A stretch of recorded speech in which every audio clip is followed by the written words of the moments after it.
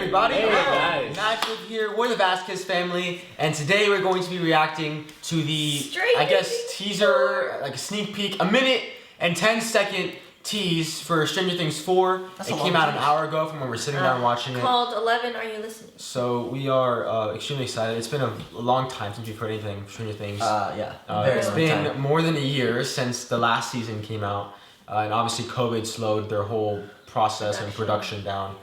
When we started this show, I remember this show, like the first season came out, I think it was like in the summer, and no one really knew about it, and then it kind of blew up. But we first watched it, just myself, my mom and dad, and then we loved it. We absolutely loved it, and we binged it, I think, like all in one night. Like it was crazy. It was so good. So good. So good. And then before the second season came out, we got Jemmy and Josh on the train as well. So then we all watched the first season together, and then of course the second season, and then we all got excited for the third season, which was, I mean, it seemed like the show kept getting better, and just kept changing. It's evolved. Yep. So now the question is, how is this show going to change? And the question I think now is, how is it going to? Yeah. I mean, it's been so long, and these kids are not little anymore. They're right. They're like basically my age. So young adults. Young adults. It's weird. So how are they going to evolve? How's the show going to evolve alongside them? You've done a great job so far, but it's it's definitely been a longer time in between, unless you're just going to play with that time jump. But anyway, let's jump in. We'll talk more about everything after. But thank you for joining us today, and we hope you enjoy our reaction. Here we go. This is exciting, man. Let's do this. There's new stuff on the last one. 3 o'clock. Holy hour. Oh. More test subject. Dungeons and Dragons? No, No, that's chess, sorry.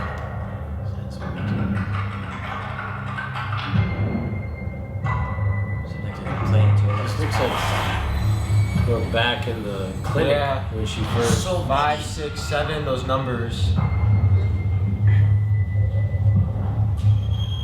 It's like it's like a young Dr. Brenner. Good morning, children. Oh my gosh. How are you today? Good. What? Glad to hear it, because today I have something very special planned for you.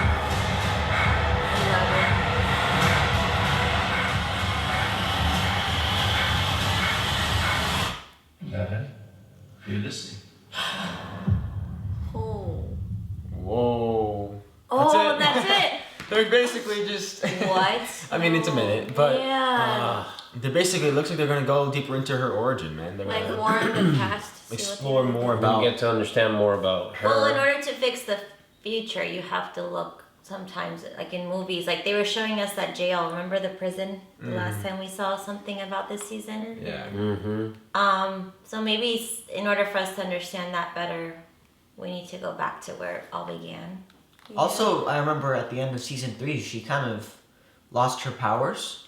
Yeah. So she was very weak and vulnerable. So I think maybe this is a way of her remembering what made her become so powerful. They're gonna try to they're probably gonna explain that more, because they kind of, not that they run away from it, but after Mind Flayer was now in the real, like all this crazy stuff, they kind of didn't highlight that wasn't really talked about. So I think them going back, like my mom's, like you said, Mom, they're gonna have to explain stuff that's gonna happen. They need to explain how it all started, because and like their ties to Russia. I mean, I know they kind of showed us a little bit of that in the first 2 seasons, but And there were so many kids. there's so much there. And Well, it kind of shows how she stood out. Maybe that's the group she started with, and she had something special where then they wanted to do more testing on her, maybe.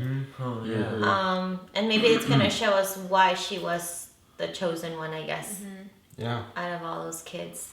It's strange. It's I mean, really exciting. it's fascinating. And then what were they playing? That wasn't just chess. That looked like chess. Chess. Well, there was that But game just the where pieces were. like it looked like a hockey puck was falling down. Oh yeah. Into the numbers. But I meant the one that looked like chess. yeah, that was chess, right? Yeah, it was Yeah, chess. But it But looked had like monsters. the weird monsters on it. Yeah. I have to go back and look at. But- One of them, the one that the person grabbed, looked like some sort of bird, eagle, hawk thing. Yeah. I also noticed, of course, I think we all did, the kids pushing the cars with their minds.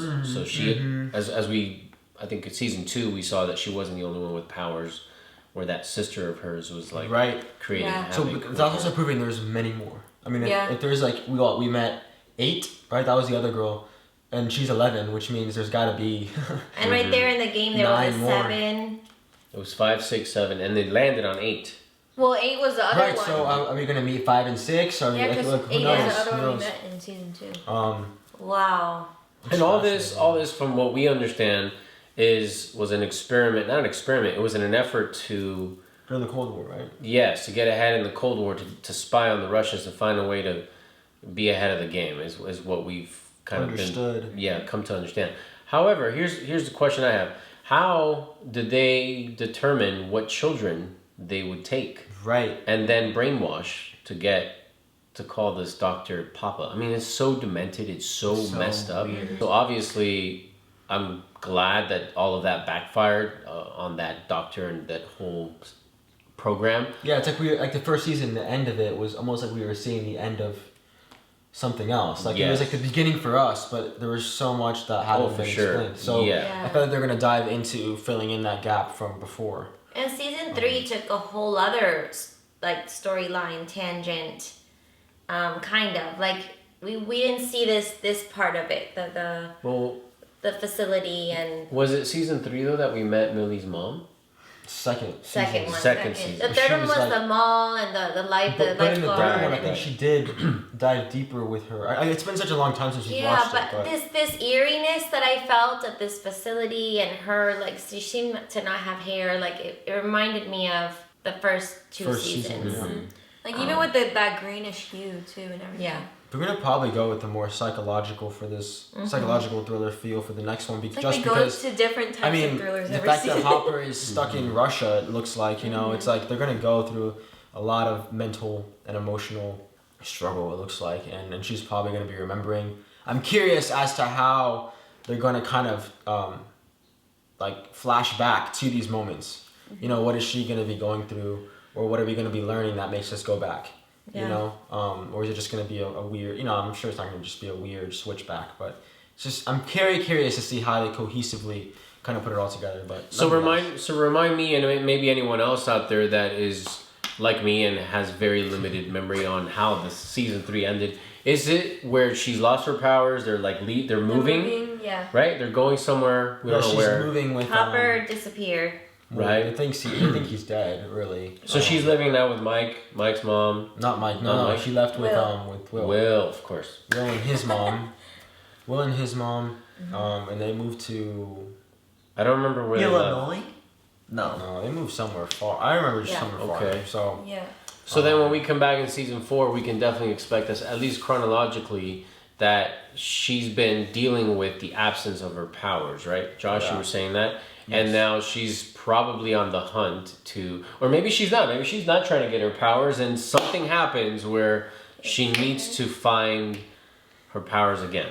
And maybe this could be a dream sequence where she's having trauma because she lost her powers and she's going back to that time. Like where she lost her her telepathic powers, but maybe her mind is still...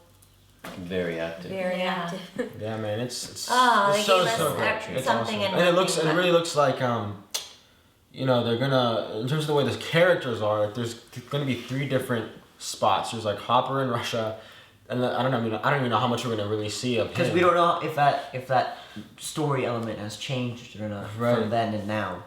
But definitely the group that we've known is separated. Like they're not all together. So this can be it was kind of like that in the second season, but they really are like miles apart now. So it's gonna be very fascinating to see how they all come together if they do in this season. Something else I would like to see this season is because now this I almost called her Millie, 11.